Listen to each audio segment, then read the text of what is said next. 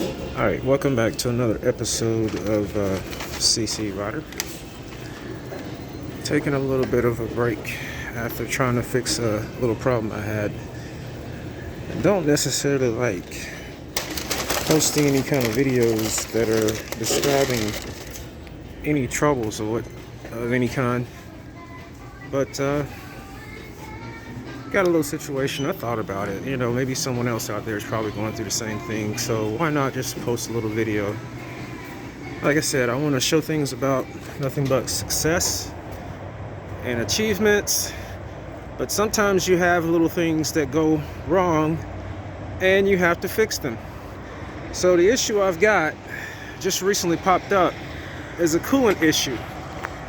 Now, how ironic is that? A coolant issue? And I just got through making a video showing you all how I've got that kind of tackled to where I don't have a coolant issue. And this is true. It does what it's supposed to do. But the materials that radiators are made out of these days, they don't do too well in cold weather. It might get you through the summer, but when it gets cold and you're starting the car up in the morning time and it goes through a lot of temperature fluctuations, best believe that radiator is going to crack on you. And that's exactly what happened. So I thought it was a thermostat, and of course, yes, I had some overheating issues. I thought it was a thermostat that was causing trouble. Oh, there's interference coming in. Somebody trying to call me. Wonder if I'm still recording. I don't even know. So I have to wait till that clears out. I don't know if it's still recording or not, y'all. So I gotta wait till this call clears and then see if I'm still recording or not. Yeah, I'm still recording. How about that? So I went to Advanced Auto Parts and I picked up this thermostat. Well, I'm not gonna show it. I just picked up a thermostat. And I picked up some gasket sealant, this kind right here that you use for the thermostat. Of course, everything looks backwards. I guess I'm in that alternate world. Everything's backwards. Anyway, and I got a number 13 millimeter, which I'm going to keep, socket. Deep socket. 13 millimeter 3/8 drive. Thought that was the problem, and it wasn't. But I'm glad I looked under the hood, because let me show you what I found when I looked under the hood. It wasn't a thermostat issue. I think I've already mentioned that the type of thermostat that I put in my car is one, the name of it is a fail-safe thermostat.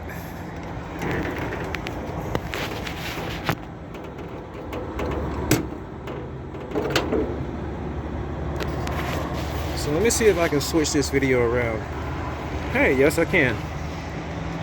So as you can see, let's see if I can do this.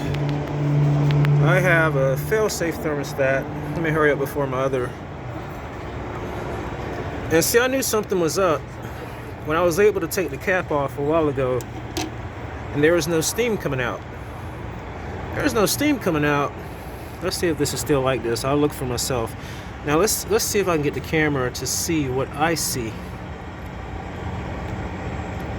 If you can see that, the thermostat is open.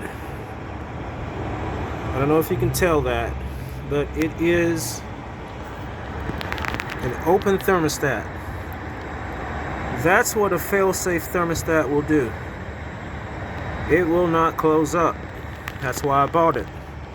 So how do you have overheating problems with a fail-safe thermostat? I'll tell you how. Because it wasn't the thermostat that's causing the failure, and I don't have a bad radiator hose. I have a bad radiator. So as I looked right here, I could see some leaking going on. It's not coming from the hose. I already know that for a fact, because the hose, I replaced that hose I think 3 years ago, And see, I got a radiator leak. It's coming out the top. That pretty much happened. Oh, I think when I added some coolant, and it's leaking from the top. I can absolutely tell that. It's coming down on the fan. I see some wetness down there. It's leaking up here from the top. Right around there. It almost looks like it's spewing out the hose right there, but I seriously doubt it. The way I see the green piling up right there, yeah, it's got to be the radiator itself. So the major temperature changes is what absolutely caused that to happen. It's not the thermostat.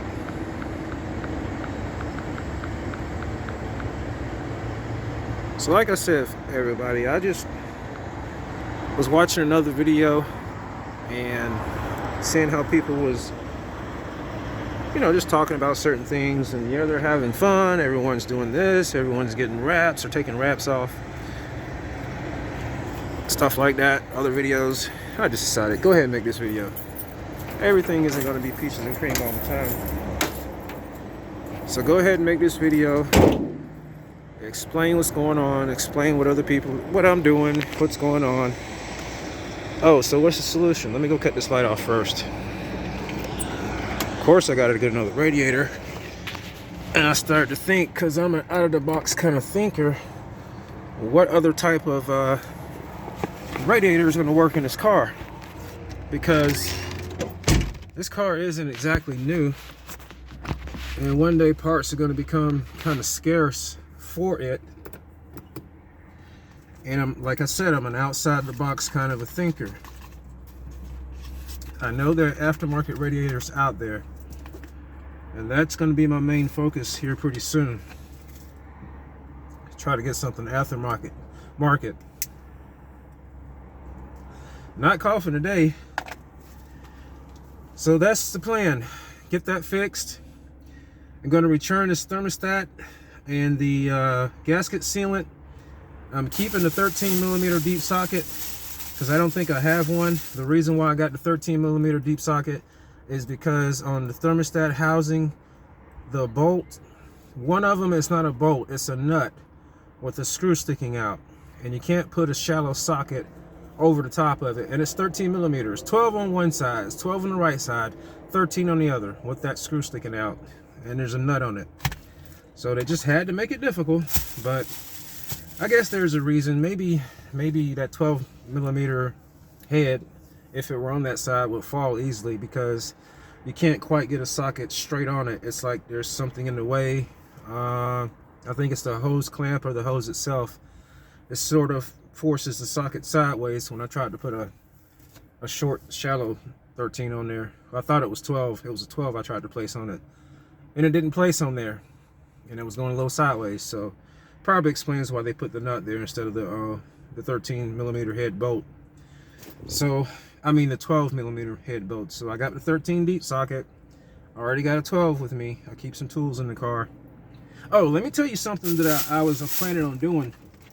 Something I did on the interstate years ago, and I already had it in my head. But I was like, I'm about to do this. I'm not going to be stopped on the side of the road. I was going to take a clothes hanger wire like this, and I got me a pair of needle nose pliers. Pretty much like I did years ago. I was driving my my Dodge. I got a 96 old school Dodge Avenger. Hold on, I wasn't driving the Dodge then. I was driving something else. This is way back in the day. This was back in the 90s. I forgot exactly what year it was. It was 90 something, probably 97. 96, 97, 96. No, it was 95. 95 or 96, one of those 2 years. On the interstate, I-77, was it 77? Freak, I was on some interstate somewhere in South Carolina. It was, I think it was 77. I don't think 77 was built then, but I was somewhere. Yeah, and I got off on the exit that was way outside of, below Lancaster, and in between, somewhere below Lancaster, on my way to Columbia, on I-77 South. Yeah, I remember that. Anyway, So I got off on the exit, overheating. I was driving a Ford Mercury Topaz. Who remembers those cars? 85 mile per hour was the speed limit, and it started to overheat. So my thermostat, it closed up on me. I knew exactly what was going on because it happened suddenly. And I got out, took the hose off, and I went straight to it, boy. I swear to God. I went straight to it. I got me a piece of clothes hanger like this and a pair of grip pliers. I broke this off, and I jammed the clothes hanger wire into the thermostat, forced it open, and kept on, put that hose back on, kept on driving, boy. I kept on driving. And see, what you do is, I looked at today's thermostats. I'll take this out of the box and look at it. I looked at today's thermostat stats and was thinking, can you do the same thing with the way these things are made now? And the way it looks, you see that sleeve, that cylinder that's in the middle right there, that cylinder? It looks like you cannot do that these days. I don't know. Because next to the cylinder, there's a rubber gasket. No, there's like a cuff. A cuff that meets it. If you see right there next to the spring and next to the outer edge and next to that cylinder, there's a cuff that goes around that cylinder. And I'm sure that cylinder goes from this position I'm showing you, it would go down and it would open up on this other side, if you can see that. And I don't think you can get a clothes hanger wire stuck in there. I really, really don't. So in most cars today, newer cars, this is a new thermostat, by the way, of course. Most cars today, I don't think you can even access the thermostat without taking some parts undone, because they just got it so crazy. And if you got a plastic engine, oh my goodness. And now that I'm on here talking about something, oh, not plastic engine. You know, Ford is working on that. I don't know if you all know that or not. Ford is actually secretly working in an underground facility on plastic engines. You didn't know that, did you? That's some information that's been buried in time before COVID. Yep, you heard it from me. Some of you young guys out there probably wasn't paying attention, or you're still in school. You didn't know that, and all this other calamities out here that's going on that tries to wipe out certain things that have happened a few years back that no one's talking about because there's so much bullcrap going on now. Well, now you know. Ford is secretly working on building plastic motors. And one day I may reveal what type of substance they're using. It would explain a whole lot that's going on in this country right now. But anyway, maybe I should just say it now instead of waiting. They might try to shut me up if I wait. I'll put a clue out there. And really, I didn't want this channel to be about this. I just wanted to be about racing and cars and stuff like that. And I'll tell you what, we'll keep it like that because I want to keep this channel like that.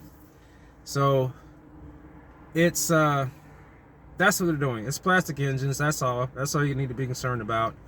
The EV thing is just, they want to push it so fast and make it so crazy to the point where it fails and everyone goes back to engines, and then they're going to come out with these new engines. The price of cars are going to come down and they're going to become lighter. Engines are going to be cheaper, of course, and of course they're going to break, but they're going to be cheaper. So that's what you're going to be looking forward to. Engines that are going to weigh thousands of pounds less, not thousands, but the car is going to weigh a whole lot less. The engines are going to be lighter, made of different materials. I don't know about the pistons, but yeah, that's what's going to change in the future. We're going to see. And here comes a call coming through again, and I don't know if I'm being blocked from talking. So I'll just wait till it goes away.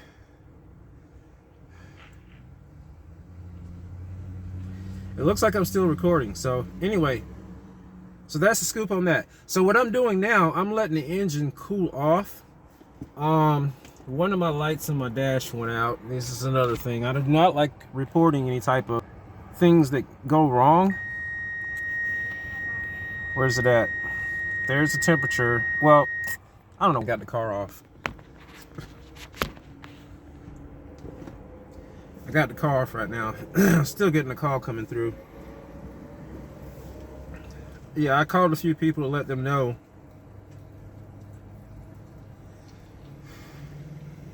I called a few people to let them know what's going on. They're just checking up on me, that's all.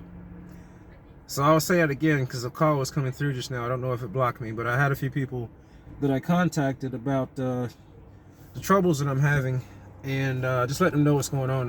They're just checking up on me at the time I'm doing recording. But yeah, man, it's always good to have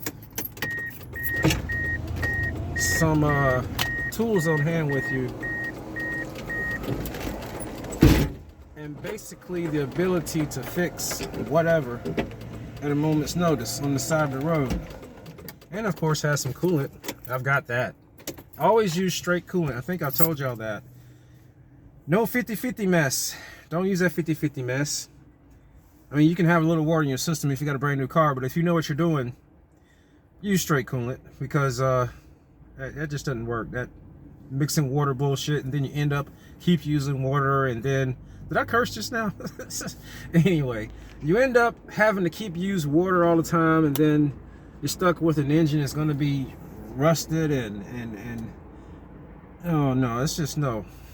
That coolant has lubricant in it, especially made for your water pump, and keeps the engine from rusting. So it only makes sense use straight coolant. And as far as it being able to steam and bubble to your reservoir, I've got a solution for that, and that's coming on another video pretty soon. But anyway, so I was bragging about how cool I had my car running and everything. Will I make any modifications to the thermostat? No, I'm going to keep the same thermostat. It's a fail-safe thermostat. The thermostat is still open right now, even after the engine's cooled down for a good almost an hour now. I'm still sitting here, and yeah, it serves me fine. The only thing is that I let it run low on coolant the other day, and after a few months of driving and not checking it, I put coolant back in it when I realized my heat was cold. It did not overheat. It was just cold heat, not cold air blowing out, no heat.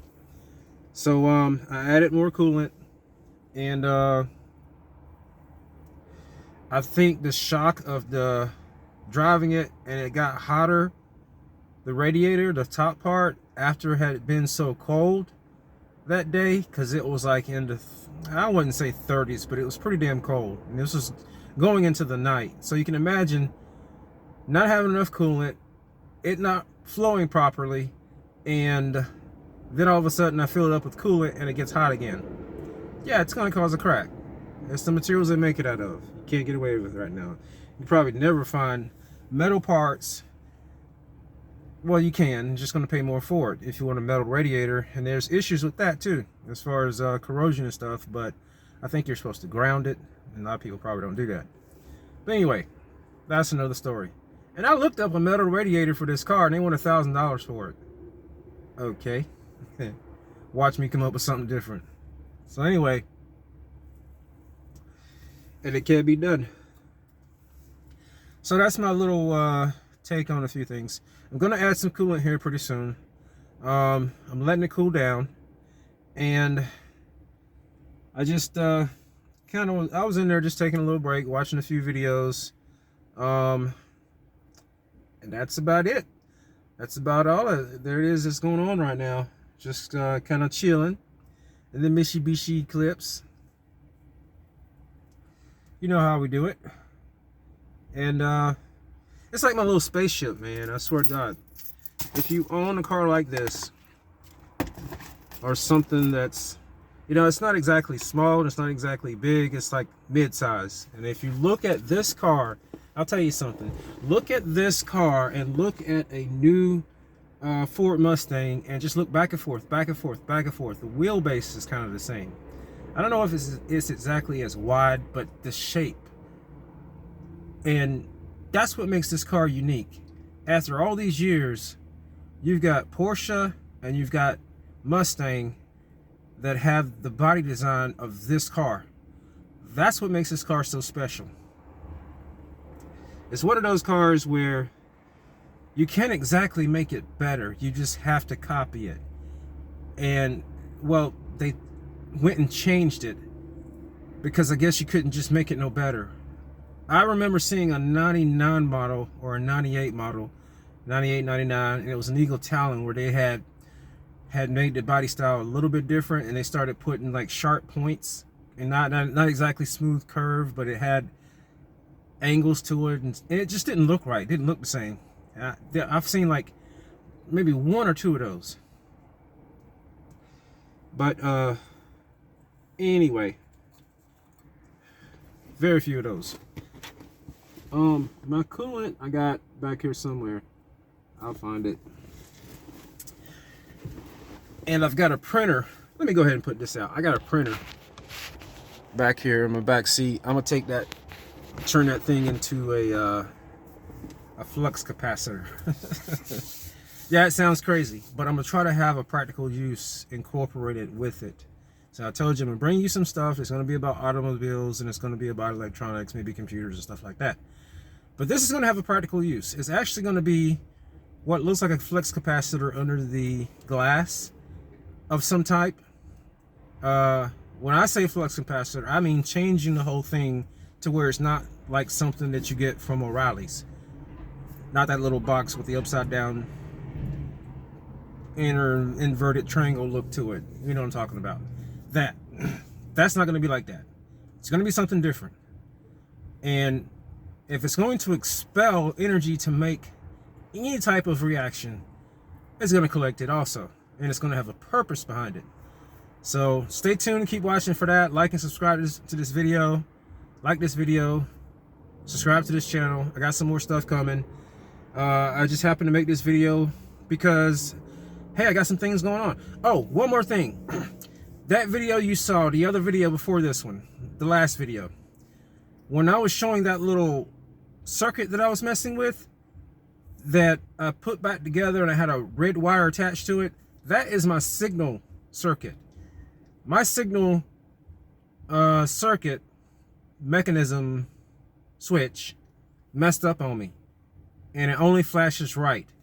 I have a bad habit, or let's say I had a bad habit, of trying to cancel my signal in the middle of a turn, or after I turn and then start to straighten up, my finger just happens to go over and try to cancel. Well, I did that on a left turn, and I heard something snapped and broke on the inside when I flipped it back up, and I flipped it all the way to the up position, which is right, and it wouldn't stop flashing. So that's the situation I've got. I know I got 2 county cops, 2 law enforcement agencies in 2 different counties watching, wondering what the heck's going on. No, it's not for fun. No, I'm not just doing it out of spite. No, I'm not just, you know, doing it for the fun of it. No, it's none of that. It's broken, it's stuck, and I'm going to be getting the part when I can get it. And that's just kind of how it is right now. It's not like I'm trying to delay getting the part. I just can't get it right now at this moment. So I'm going to get the part as soon as I can and get it replaced. My only option would be to actually literally cut the wires and put in my own switches to make my signal. And if I did that, then that's going to require me to be, I can do it, but it's better to have the automatic switching. Otherwise, you'll be seeing somebody manually flipping the switch on and off on the roadside, which may look like somebody's playing. So that's why I'm not going to do it that way. I'm going to do it the right way. So just bear with me a little bit. 2 agencies that are noticing I'm doing this and flashing blue lights at me and stuff while I'm passing by, or while you're passing by. It's not on for the fun of it, and I'm not just doing it to try to piss anybody off. There's a problem. I mean, anybody, you kind of know it when I'm turning left and I'm able to turn left and my right signal's still flashing. That's not normal. It's just broken. I'm gonna have it fixed as soon as I can.